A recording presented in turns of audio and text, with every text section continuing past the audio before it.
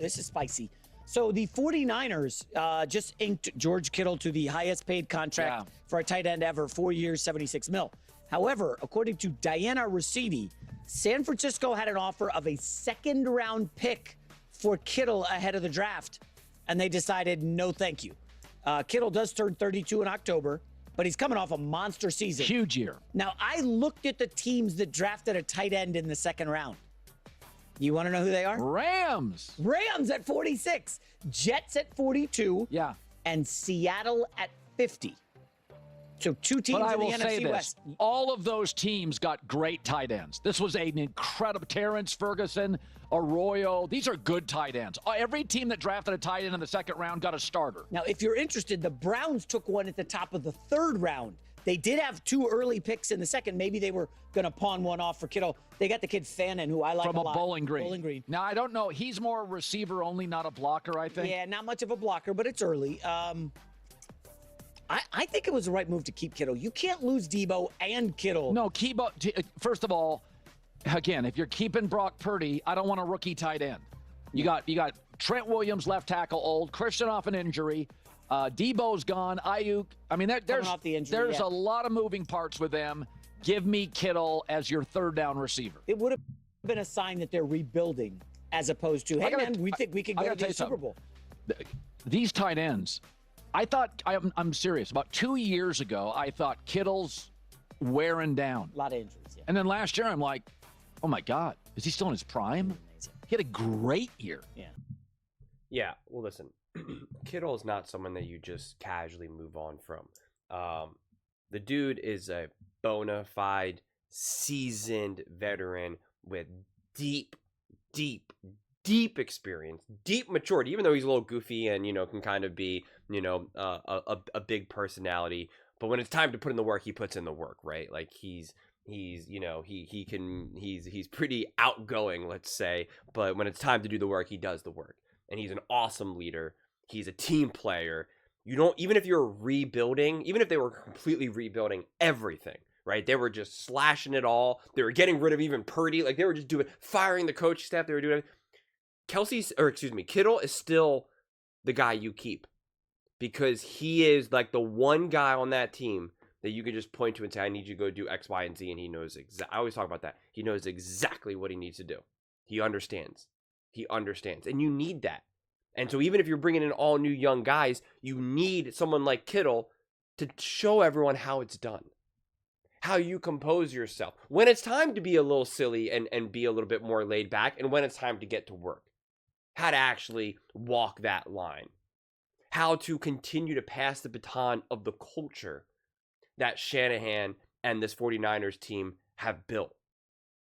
You need some of those players to be able to continue that forward. So no, Kittle should be a lifer for this team, essentially. Unless he's really hanging on by a thread and it's like, okay, I still kind of want to play, but I get it. I got to just kind of take whoever will have me. Outside of that type of situation, it's just like, no. Kittle is actually worth more than a second round pick for what he does beyond just the production on the field. And if this was an incredibly deep draft this season, then I could understand maybe because you're just kind of like, hey, you know what, we have the chance, but declining that, especially if you were talking about that it was potentially the Rams or the Seahawks, like, which makes me then question how true that was in terms of like if they were actually one of the people who were trying to make that trade. I don't know. It's like hard to imagine that the Rams or that the 49ers were like, sure, here's Kittle, go have him. This doesn't really seem to hit right. I could maybe see the Seattle Seahawks do it, but like, I don't know.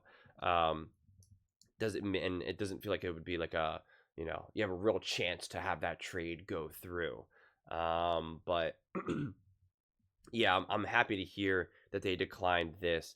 And, like I said, it makes total sense for the 49ers. No matter what the situation is going to be, you keep a player like Kittle for at the very minimum to just continue to be that leader, that true bona fide experienced veteran in the locker room who then also allows, a passing of the baton for all the other young and incoming players. Because Kittle's the type of guy, you have a whole new draft capital, right? That they all just kind of came in, all the new draft picks, all the new young guys, even free agents who are a little bit older, like whoever it is, like make no mistake about it, like you're looking at Kittle. You remove a Kittle from that locker room, now it really is kind like now it can kind of get like a little overrun with just all many different personalities, people trying to be the leader, etc., etc. It puts extra pressure on Purdy and Shanahan, and sometimes it's beyond just production. But not to mention, he also produced at an incredibly high level. He was a top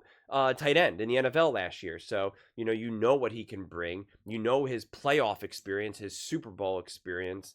He's still a special guy, and clearly still has plenty of production ahead of him. I mean, just look at what Zach Ertz was able to do with the Washington Commanders. And I believe Zach Ertz is like 34, 35. I'm not entirely sure. Yeah, Ertz is 34, turning 35. So, and he's still been very productive. So these tight ends do, last surprisingly longer than you would realize. So it's a great place to be in for the 49ers. I'm excited for what they do. I know a lot of people are kind of low on the 49ers, and to some degree I get it, and we'll talk about this later. But I get it that the 49ers have been kind of so successful when you kind of look at just like the immediate outside of this last year, but before that, the last like 5, 6, 7 years or so, multiple Super Bowls, multiple NFC championship games. Like, you're right there.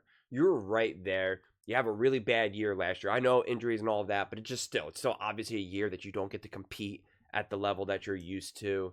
And now the team is changing. You're moving on from some pieces. There's question marks around Purdy, whether there should be or shouldn't be. It's still like less defined, when in the previous years, 22, 23, like people were more confident about like the direction of the team. And so when people are not confident about the direction that this team is going in, and you're making changes and you're getting a little bit older at some key spots like O-line or like, tight end, etc., like I understand why people are kind of like, I don't know. But I think you bet on the well-run franchises, right? And that is the 49ers.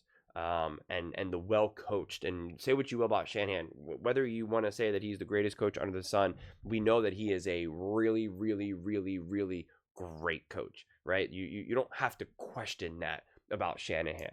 He was able to get this team to a Super Bowl with Jimmy Garoppolo. Say what you will about that, that's pretty wildly impressive. He was able to get this team to a Super Bowl with the first-year starter in Brock Purdy. I don't care how amazing you think Brock Purdy is or isn't, getting to a Super Bowl that early on with a quarterback and getting to an NFC championship game with a first-year quarterback who didn't even play the full season, that is not easy. We can't just pretend like that's a magical thing that anyone can effortlessly and casually do. It is hard, and it clearly is not a fluke. If these were one-off situations, then you would say, they got a little bit of lightning in the bottle. No. So, this is just too well run of a team to be down for too long. So I'm excited to see the type of bounce back year that they have. How high will they bounce back? That's, who can say, honestly. But I think so far they're making the right decisions. But I understand why they're under such a big microscope right now, because of how good they've been, because of the quarterback situation in terms of like, is he gonna get it? How much money is he gonna get? There's just a lot of extra energy and eyes heightened on them that I don't really think that they've necessarily had in years past, specifically like critical eyes. I feel like this is the first time that people are really critically like, what are the 49ers doing? Whereas in the last couple of years, it was like, this 49ers seems unbelievable. They're unstoppable. Christian McCaffrey, Shanahan's a genius. And, it was like Ayuk and Debo. It was just like a lot of praise and not a ton of criticism. You lose in the Super Bowl, that's going to open up the door to criticism. Then you follow it up with a year that obviously, again, I know injuries and all of that, but still a down year, a big down year where you don't even make the playoffs. That's going to have criticism. And now you're into this offseason. So I get the criticism. I get the heightened focus on them, but I think they're going to come out for the better. But those are just my thoughts. I'd absolutely love to hear yours. What do you guys all think about the 49ers declining to trade George Kittle? Let me know in the comments below. I read every single comment, so whether you agree with me or disagree with me, either way, let's get in some discussions, let's get in some fights, but ultimately, let's just have some fun. And please do consider subscribing. We are building an amazing community here, and absolutely love to see you part of it. I want to build something that we all genuinely feel connected to, something that we're really excited to be part of. I think we're on our way to doing it. Please don't forget to give this video a thumbs up, as it really does help the visibility and the algorithm. Thank you so much. See you next time.